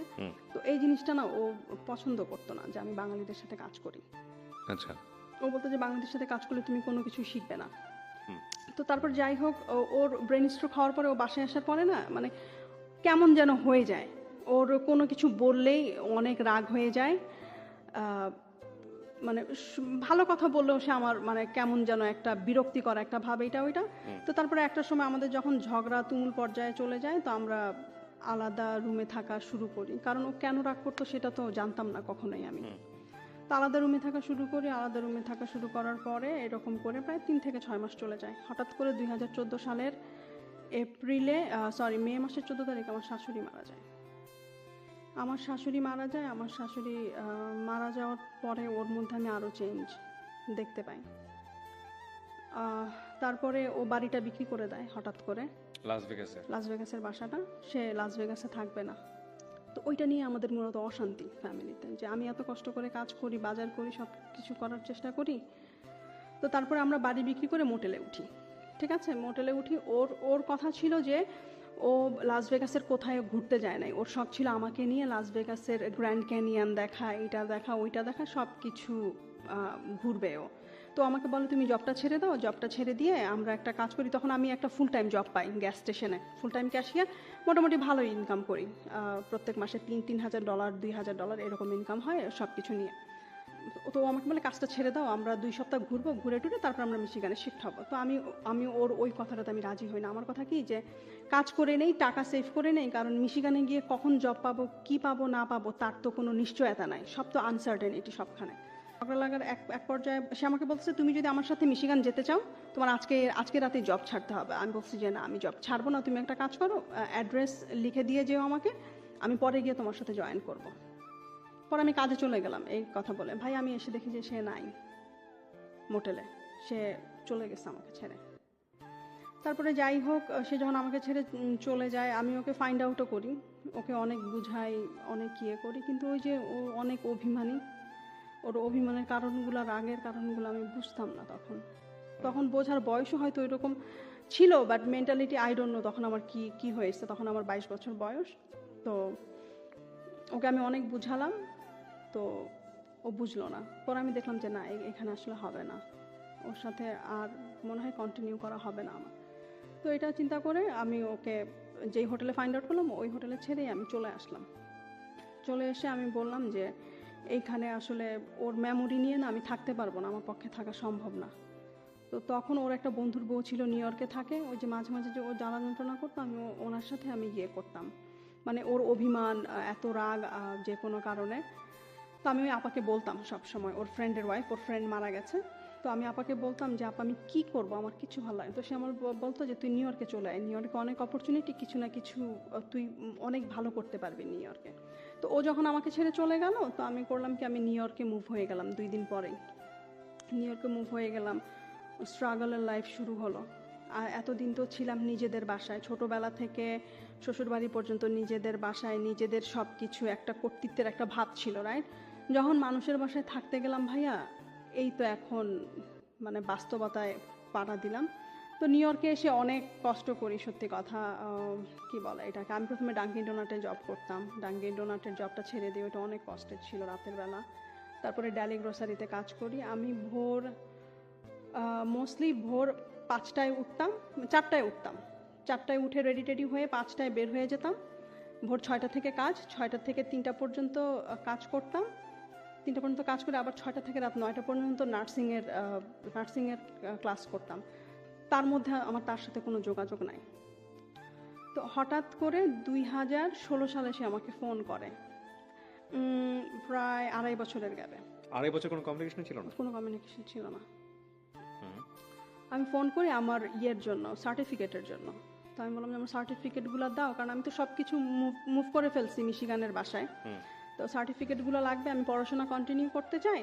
তো ও আমাকে বললো যে সার্টিফিকেটগুলা আর বেসমেন্টে পানি ঢুকেছিল, আর ওখানে অনেকগুলো জিনিসপত্র নষ্ট হয়ে যায়, আমারও অনেক ইম্পর্টেন্ট কাগজপত্র নষ্ট হয়ে গেছে।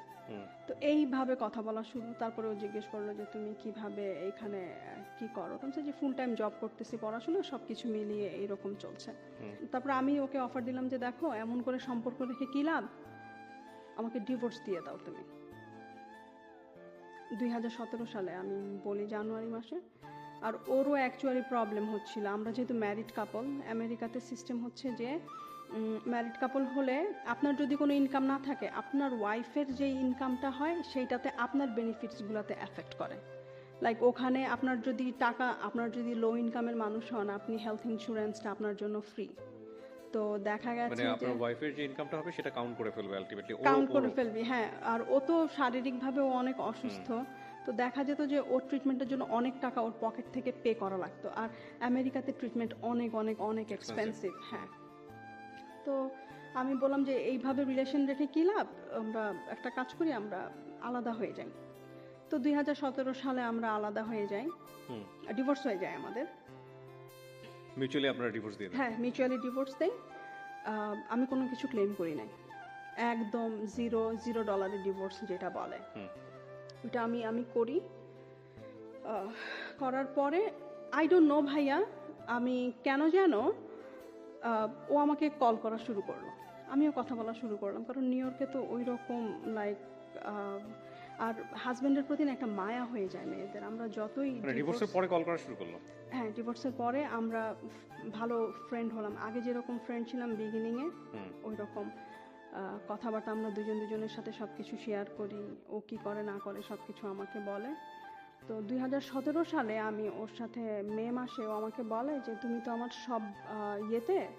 সব বাসাতে গিয়েছো, মিশিগানের বাসাটা এসে দেখে যাও আমি কেমন করে সাজিয়েছি। তাহলে ঠিক আছে, আমি আসবো।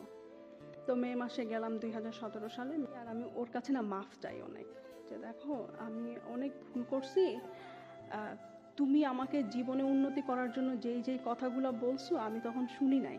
আজকে আমি যদি ওই কথাগুলো যদি শুনতাম, এতদিনে হয়তো আমার কেরিয়ার স্ট্যাবলিশড হয়ে যেত। আমি হয়তো 2012 সালে যাই, 2017 সালে 5 বছরের মধ্যে আমার হয়তো মাস্টার্সও কমপ্লিট হয়ে যেত, আমি যদি ফ্রম দ্য বিগিনিং থেকে সিরিয়াস থাকতাম। আমি তোমার সাথে অনেক অন্যায় করছি। তো বললো যে বাদ দাও, এগুলো নিয়ে কথা বলা দরকার নাই। তারপরে ও 2017-তে ওর তো একটু ফিজিক্যাল প্রবলেমও ছিল, ও সব কাজ করতে পারতো না। তো ওর বাগান করার খুব শখ ছিল, বাগানের জন্য যা করা লাগে আমি সব কিছু করে দিয়ে আমি চলে আসছি, ওই যে বীজ লাগিয়ে দিয়ে বেড সব রেডি করে আমি চলে আসছি। তো যখন ফল হওয়া শুরু করলো, ও আমাকে ফোন দিয়ে বলল যে এত কষ্ট করে বাগান করে গেছো, ফল খাবা না, ফল সবজি আনছে। হ্যাঁ, তো আমি আবার করলাম কি 2017 সালের নভেম্বরে গেলাম। তো গিয়ে দেখি যে খুব সুন্দর বাগান হয়েছে, এটা ওইটা। ওখানে গেলে না ও আমাকে কাজ করতে দিত না। ভাইয়া, তোমার কোনো কিছু করা লাগবে না, তুমি তো নিউ ইয়র্কে অনেক কষ্ট করো, অনেক কিছু করো, তো তুমি একটা কাজ করো, তুমি কি বলে এটাকে, তুমি এইটা তোমার ভেকেশন হাউস, তুমি এখানে সে ভেকেশন করবা, কোনো কিছু করবা না। ও রাতের বেলা ঘুমাতে পারতো না, ইনসোমেনিয়া প্রবলেম ছিল ও দিনের বেলা ঘুমাতো। তো দেখা যেত যে দিনের বেলা উঠে আমি সব কিছু করতাম, আর ওনা খুব প্রশংসা করতে জানতো, যেটা হয়তো আমি কখনো করি নাই। ও আমার জন্য যে ভালো ভালো কাজগুলো করছে ওগুলোর প্রশংসা আমি কখনো করি নাই, বাট আমি ছোট কিছু করলেই সে খুব প্রশংসা করতো, মানে প্রশংসা করতে করতে আমাকে ফুলিয়ে দিত, এরকম অবস্থা। তো যাই হোক, 2017 সালে আমাদের ফ্রেন্ডশিপ চলতেছে, কথাবার্তা বলতেছি। তারপরে আমি 2018 সালেও আমি খুব ব্যস্ত হয়ে যাই, কারণ তখন আমি পড়াশোনায় ঢুকি অ্যাসোসিয়েট করার জন্য। তো অ্যাসোসিয়েট করার আগে আমাদের রিমিডিয়াল করা লাগে। রিমিডিয়ালে দেখা যায় যে টানা 4 মাস সকাল 9টা থেকে দুপুর 3টা পর্যন্ত আমার ক্লাস থাকে, আবার দুপুর 4টা থেকে রাত 10টা 11টা পর্যন্ত আমি কাজ করি, বাসায় আসতে আসতে রাত 1টা 2টা। তো 2018 আর 19-এর লাইফটা অনেক হ্যাকটিক যায় আমার জন্য। তারপরে তো হঠাৎ করে ভাইয়া এই যে 2020-তে প্যান্ডেমিক শুরু হয়ে যায়, আমি জানুয়ারির 3 তারিখে চলে আসি। সে আমার উপরে প্রচণ্ড রাগ হয় এই জন্য যে সে এক্সপেক্ট করছিল যে আমি তার সাথে হয়তো 1 মাসের সময় নিয়ে আমি থাকবো। তো না, আমার কিছু কাজ পড়ে যায় নিউ ইয়র্কে, কারণ অনেক দায়িত্ব থাকে ইয়েতে। পরে আমি নিউ ইয়র্কে চলে আসি, আর আমি ওকে বলি যে দেখো আমি আবার আসবো, তুমি টেনশন করো না। তো সে আমাকে তখন বললো যে এইটাই তোমার সাথে আমার লাস্ট দেখা, তোমার সাথে আমার আর দেখা হবে না। তো আমি বললাম যে না, তোমার সাথে আমার দেখা হবে, তুমি টেনশন করো না। তারপর তো আমি জানুয়ারিতে চলে আসি, কথাবার্তা হয়, প্যান্ডেমিক শুরু হয়। তো ওনার ভিডিও কলে বেশি কথা বলতো না। হঠাৎ করে প্যান্ডেমিকের সময় খালি ভিডিও কলে বলতো যে তুমি ভিডিওতে আসো, আমি তোমাকে দেখবো।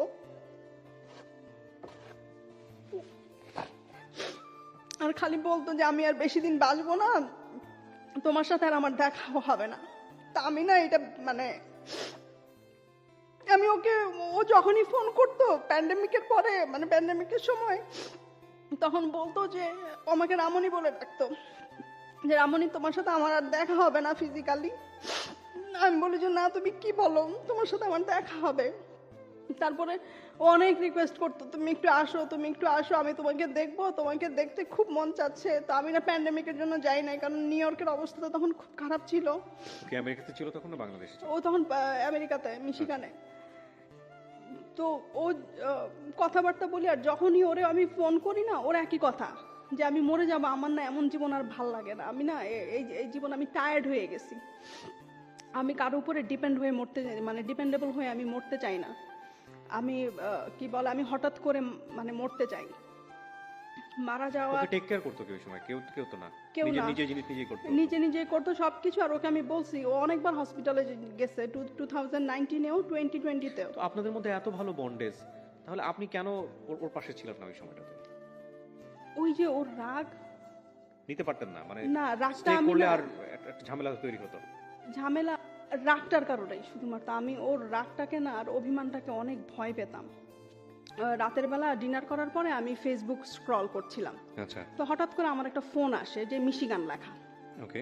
তো ও আমাকে বলছিল যে আমি হসপিটালের ইমার্জেন্সি কন্ট্যাক্টে তোমার নাম দিয়ে রাখছি। তো আমি মনে করছি যে হয়তো ও আইসিইউতে, হয়তো আমাকে ওইখান থেকে ফোন দিয়েছে মিশিগানে। তো আমি না ফোনটা ধরছি, ধরার পরে আমাকে একটা মহিলা বলতেছে যে my name is Rashima, do you know mister হাক?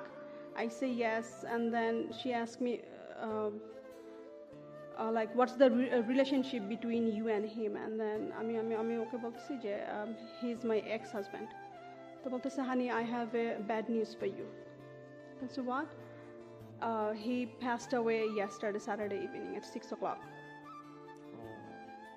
ভাইয়া বিশ্বাস করবেন না, আমার মাথায় না আকাশটা একদম ভেঙে পড়ছে মনে হয়, যে যেই মানুষটার সাথে আমি কথা বললাম শনিবারে, সুস্থ মানুষ, সে কিভাবে শনিবার বিকাল 6টায় চলে যায়।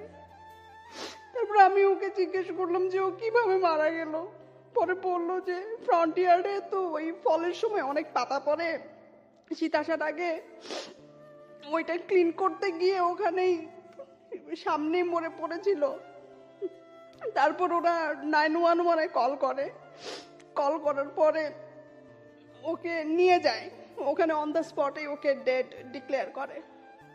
তারপরে আমি করলাম কি, সাথে সাথে ওর ভাই বোনদেরকে মেসেঞ্জারে নক করলাম, কেউ আমার ফোন ধরে না। ওর যে ইমিডিয়েট বড় ভাই এখানে থাকে, ওই ভাইয়া ফোন ধরছে। আমি ভাইয়া বলি ভাইয়া তো নাই। বলে কি বলো? আমি বলি যে হ্যাঁ। বলে কিভাবে কি হয়েছে? আমি বলি ভাই আমি ডিটেলস এখন বলতে পারবো না, আমি রাখি। তারপরে ওর ভাবি আমার ফোন পে কল দিল, নিউ ইয়র্কে যে থাকে, সে ফোন দিয়ে বলতেছে যে এরকম তো কল আসছে, আমি তো মনে করছি জাঙ্ক কল, আমি জাঙ্ক কল মনে করে কথা বলি নাই, আমি রেখে দিছি। পরে যাই হোক, ওর ভাই বোনরা, ওর একটা ভাইয়ের বউ চায় নাই যে আমি ওর ফিউনারেলে যাই। তো আমি তাকে বলছি যে ভাবি আপনারা যদি যান মিশিগানে আমাকে একটু নিয়ে যান সাথে করে, কারণ আমার তো মাথা কাজ করতেছে না, কি বলে আমি ওকে শেষ দেখা দেখতে চাই।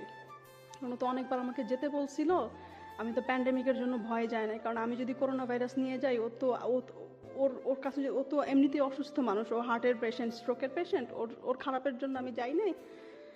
তো আপনারা আমাকে কাইন্ডলি নিয়ে যান। পরে ভাবি বলে যে ঠিক আছে আমি জানাবো। পরে দেখি যে রাত 12:30 বেজে গেছে, জানায় না ভাইয়া, আমার তো টিকিট কাটতে হবে। পরে আমি ওর নেইবারকে কল দিলাম, তো আমি ওরে বললাম যে আমি যদি আসি তুমি কি আমাকে নিয়ে যেতে পারবা?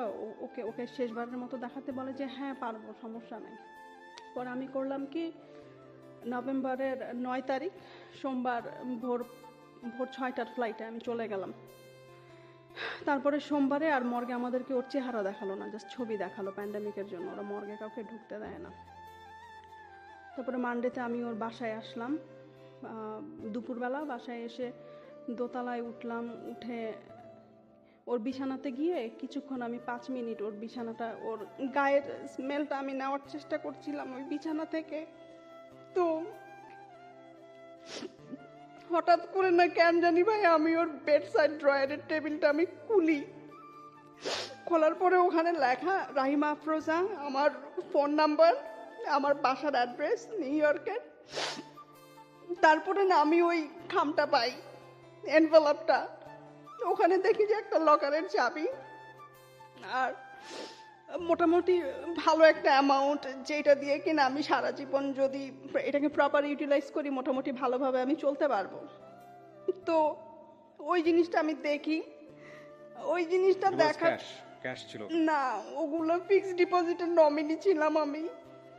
ও ফিক্সড ডিপোজিটের কাগজগুলো আপনি পেলেন, এটা আপনি বিয়ের আগে মানে কখনোই জানেন নাই? আমাকে কখনো বলে নাই, এর জন্যই বারবার বলতো যে তুমি আসো মিশিগানে। আমি এখন রিয়েলাইজ করতেছি।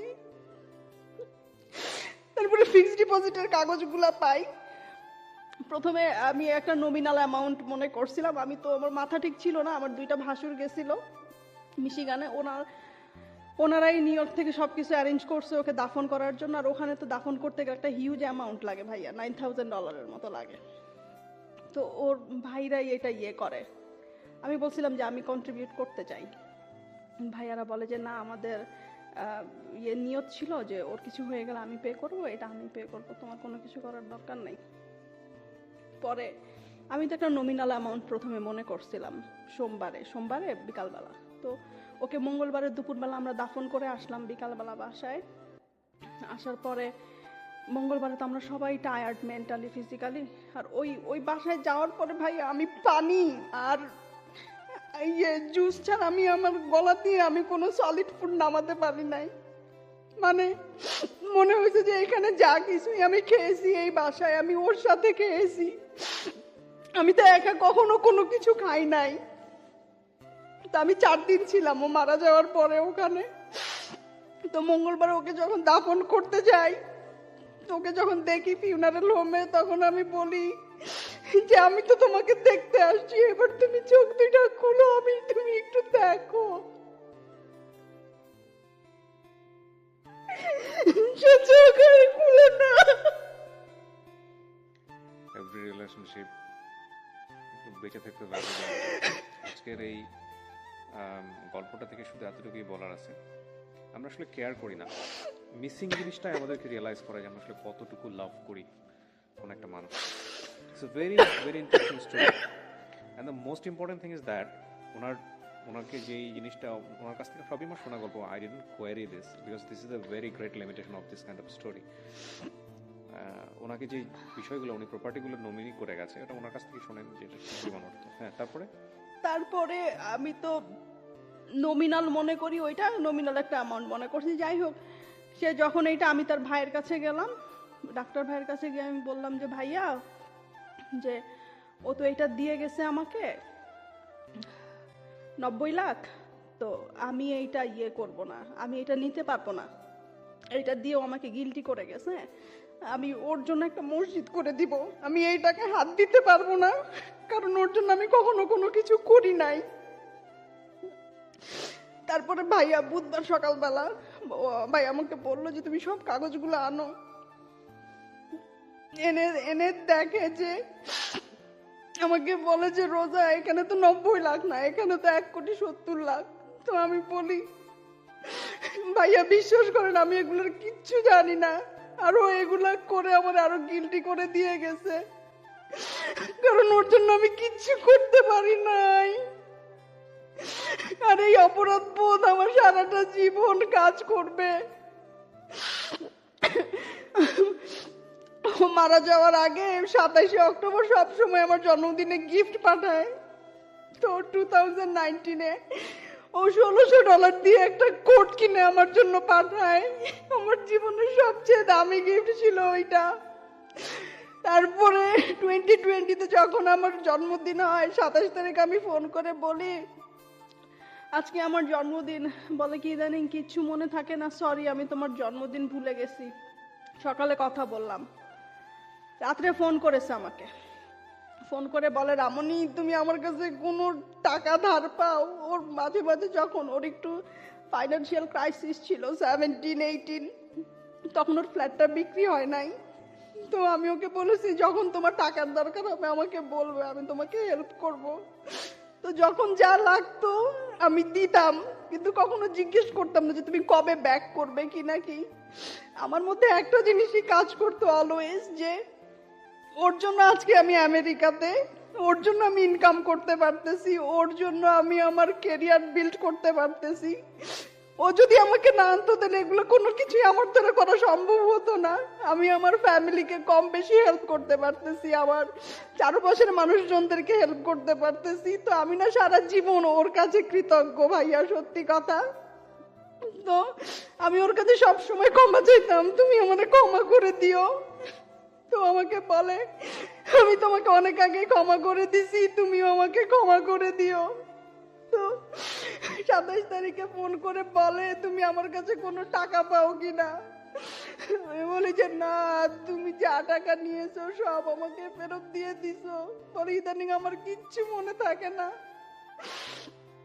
তারপরে আমার ভাসুর আমাকে বলল যে ওখানে 1,70,00,000 আর তোমার ইন্টারেস্ট ও আরো আরো 13-14 লাখ টাকা। তারপরে এই যে ভাই, আমি আজকে সকালে ফাইন্ড আউট করতে পারছি ওর ভাই যেটা এখানে থাকে সেন্ট্রাল রোডে, উনি খুব ভালো মানুষ। এই আমাকে বলতেছিল যে ওর একটা প্রায়োরিটি অ্যাকাউন্ট আছে ব্যাংকে, ওইটাতে মেম্বার হতে গেলে অ্যাটলিস্ট 20 লাখ টাকা জমা দেওয়া লাগে প্রায়োরিটি মেম্বারশিপের জন্য। তো তুমি জানো কি না ওর ভাই আমাকে বললো যে ওর প্রায়োরিটি অ্যাকাউন্ট আছে। তো আমি বললাম আজকে সকালে ওই যে ডিপোজিট স্লিপ ইয়ে করতে গিয়ে দেখি ওই প্রায়োরিটি অ্যাকাউন্টে আরো 30 লাখ, শেষে 2 কোটির উপরে দুই সবকিছু নমিনি আপনি। হ্যাঁ, ওর এবি ব্যাংকের নমিনি। আপনাদের ডিভোর্স হয়েছিল কত সালে? 2017-এ। 2017-এ ডিভোর্স হওয়ার পরে উনি চাইলে নমিনিগুলো চেঞ্জ করে ফেলতে পারতো। না, ও নমিনি করেছে আমাকে 2019-এ নভেম্বরে। ও ও ওয়াও, এটা কোনো রিলেশনশিপ লাগে না বা কি হয় না, কিছু লাগে না? ওখানে না সে আমাকে হাউস ওয়াইফ দিয়েছে। আচ্ছা, আর সে না এক্স ওয়াইফ কথাটা কখন উচ্চারণ করে নাই। আমি এটা কিভাবে বুঝেছি, একদিন আমরা বাইরে রেস্টুরেন্টে খেতে গেলাম, তো টেবিল অনেক কম ছিল, তো আমরা একটা টেবিল শেয়ার করলাম। তো একটা লোক জিজ্ঞেস করলো ও তোমার কি হয়, বলে যে আমার ওয়াইফ হয়। তার 1 মিনিট পর আমার জিজ্ঞেস করলো, আমাকে বললো রামনি তুমি কি রাগ করছো যে আমি তোমাকে আমার ওয়াইফ বলছি? আপনাদের রিলেশনশিপটা এরকম হলো কেন? আপনি কখনো আপনি তো গিল্টি ফিল করেন, সেটা আমি এপিসোড যারা দেখবেন সবাই বুঝবে, ডেফিনেটলি আপনি গিল্টি ফিল করেন, কিন্তু আপনার এই সিচুয়েশন হওয়ার পেছনে যথেষ্ট কারণ ছিল। কিন্তু আপনার এই গল্প শুনে একটা শিক্ষা আমার নিশ্চয়ই এসেছে, সেটা আমি শেয়ার করবো আমার দর্শকদের সঙ্গে। কিন্তু এই জীবনটা তো এরকম হওয়ার কথা ছিল না, এরকম কেন হলো আপনার কি মনে হয়? না, ও আমাকে না জিজ্ঞেস করতো যে তুমি কেন সংসার শুরু করো না, তোমার তো জীবন পড়ে আছে, আমার তো জীবন শেষ, তুমি কেন শুরু করো না? তো আমি ওকে বলতাম যে ন্যাড়া বেলতলায় একবার যায়, আমি তো 2বার গেছি, আমার তো শিক্ষা হয়ে গেছে, আমার আর ইচ্ছা নেই। আমার মনে হয় কি যে সংসার করতে গেলে আবার আগে যে প্রবলেমগুলো সাফার করছি, আবার যদি ওইরকম কিছু হয়, এখন একটা ভয় কাজ করে, এখন আর কাউকে বিশ্বাস করতে পারি না, প্রথম কথা। এই অর্থ আপনি এখন যে জীবনে আছেন বা আপনি যা করছেন তাতে হয়তো এই অর্থের প্রয়োজন হবে না আপনার লাইফ সেটেল করার জন্য, কারণ আপনি নিজে ইনকাম করতে পারেন। ওনার ফ্যামিলির দিক থেকে কি কোনো ধরনের কোনো চাপ আছে এই অর্থ নিয়ে? না না, ওদের একটাই কথা, ওরা খুব ভালো মানুষ, এটা আমি বলবো। তারা আমার সাথে কখনো খারাপ কোনো কিছু করে নাই, আমার শ্বশুর বাড়ির লোকজন কখনোই না। আমার ভাসুর আমাকে বলছে যে এটা শেষ ইচ্ছা ছিল, আমরা ওর শেষ ইচ্ছার রেসপেক্ট করব, ওদের কারো কোনো সে নাই। It's a beautiful story. First of all, আপনি আপনার ইডিওলজি, আপনার এথিক্সের জায়গাটা থেকে আপনি যে কোনোভাবে এই গল্পটাকে মূল্যায়ন করতে পারেন, বাট আমি প্রথমে যে কথাটা বলেছি সেটা হচ্ছে ডু নট জাজ দ্য গেস্ট। যিনি এখানে আসেন তাকে জাজ করবেন না। আপনি আপনার এই জায়গাটা থেকে কি নিলেন সেটাই হচ্ছে বড় কথা। আমরা আমাদের গল্পটার বিন্যাস এমনভাবে করেছি যাতে করে কাউকে এখানে হেও না করা হয়, সবাই খুব রেসপেক্টের জায়গাটায় থাকেন। আমি একটা জিনিস বলতে পারি, সেটা হচ্ছে যে ওনাদের ভেতরের যে আন্ডারস্ট্যান্ডিংটা, যেটা সবচেয়ে ভালোভাবে গ্রো করেছে, সেটা হলো ডিস্টেন্স তৈরি হওয়ার পরে। এবং ওই একটা কথা আছে না যে আপনি আসলে যাকে ছাড়ছেন তাকে আসলে ছাড়া আসলেই ছাড়া উচিত কিনা, এটা অভিমানের পর্যায়ে বা রাগের পর্যায়ে গিয়ে ছাড়া কিনা, বা ছাড়লে আসলে স্টে করতে পারবেন কিনা, বা ছাড়ার পরেও এই মানুষটা আপনাকে আসলে চায় কিনা, অত্যাবশ্যকীয় মানুষ কিনা, সেটা একটু ভেবে চিন্তেই তারপরেই ছাড়া উচিত। তো সেই জায়গাটা থেকে উনি যেটা বলেছেন, খুব সুন্দর করেই বলেছেন যে আমার বয়সটা অনেক অল্প ছিল, আমি বুঝতে পারিনি। কিন্তু উনি যেভাবে ম্যাচিউরলি অনেক জিনিসগুলো ডিল করেছেন, এই ভদ্রলোক, ওনার হাজব্যান্ড, এক্স হাজব্যান্ড, এবং দেখেন নিঃসন্দেহে উনি খুব ভালো করে এই বিষয়টা বুঝেছেন যে আমাকে ছেড়ে গেলেও কি অদ্ভুত, ওই লোকটার গল্পটা যদি আমি আজকে আনতে পারতাম, ওই লোকটার কাছ থেকে যদি আনতে পারতাম, তাহলে বিষয়টা অনেক চমৎকার হতো। কারণ এত কিছু ছাড়ার পরেও ডিভোর্স হয়ে গেল, সমস্ত কিছু হয়ে গেল, উনি কিন্তু চাইলেই আম, মানে এই প্রপার্টিটা অন্য কাউকে দিয়ে যেতে পারতেন।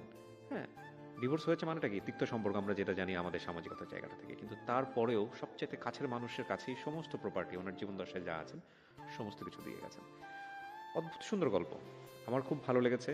আপনি এত মানে ঘা তো খুব দগ্ধ ঘা, মানে কয়েকদিন আগের ঘটনা যেটা বুঝতে পারছি, এই অবস্থায় আপনি হচ্ছে আম, আমাদের শ্রদ্ধেয় গুরুজন, আমি বলি আমাদের বাদল সৈয়দ স্যার, তার সঙ্গে আপনার পরিচয় হয় ফেসবুকে, এবং উনি আমাকে রেফার করেন আপনার ব্যাপারে, এবং আপনি আসছেন আজকের এই গল্পটা বলার জন্য। আমি শুধু একটা প্রশ্ন করেই আজকের এই অনুষ্ঠানটা শেষ করতে চাই, আপনি গল্পটা কেন বললেন এই গল্পটা? কারণ আপনার এই উত্তরের মধ্যেই অনেক বড় মেসেজ থাকবে আমি বিশ্বাস করি। যেই যার উপরে রাগ হন, দুইজন মানে রাগের কি বলে এটাকে, সময়টা না খুব বেশি দীর্ঘ করবেন না। রাগ হওয়ার সাথে সাথেই জিনিসটা মিউচুয়াল আন্ডারস্ট্যান্ডিং এর ভিতরে সমাধান করার চেষ্টা করবেন। কারণ রাগ ও অভিমান না মনের মধ্যে পুষতে পুষতে একসময় এমন বড় হয়ে যায়, তখন এটা ডিভোর্সের আকারে চলে যায়। তো আমি বিশেষ করে মেয়েদেরকে বলবো যে কারো হাজবেন্ড যদি ইন্ট্রোভার্ট টাইপের হয়, তাদের সাথে যাতে বেশি বেশি কথা বলে, তাদের সাথে যাতে ফ্রেন্ডলি হয়, হাজবেন্ডদের সাথে যাতে ওপেন বুক হয়, স্পেশালি যারা ইন্ট্রোভার্ট টাইপের মানুষ, যারা কোনো কিছু কারোর সাথে শেয়ার করে না। আপনার এই গল্প শুনে এইটাই অনেক আমার বলা। অনেক অনেক মানুষই আপনাকে, যেহেতু একটা সোশ্যাল মিডিয়াতে যাবে, অনেক মানুষই আপনাকে তীক্ষ্ণ মন্তব্য করবে, বাঁকা মন্তব্য করবে, এবং খুব কমন একটা মন্তব্য আসতে পারে যে টাকাটা যদি আপনি না পেতেন, বা যদি আপনার এই ব্যাংক অ্যাকাউন্টের এই নমিনিগুলো আপনি যদি না হতেন, তাহলে কি কৃতজ্ঞতা বোধ বা ভালো লাগাটা বা ভালোবাসাটা বা আজকের অনুষ্ঠানে আপনি আসতেন কিনা? আসতাম ওর ওর কথাগুলা বলতে, যে ডিভোর্সের পরেও না ভালো সম্পর্ক মেনটেন করা যায় এক্স হাজব্যান্ডের সাথে, ফ্রেন্ডের মতো। প্রিয় দর্শক এবং শ্রোতা, লাইফের আরেকটা এপিসোড আমরা শেষ করলাম।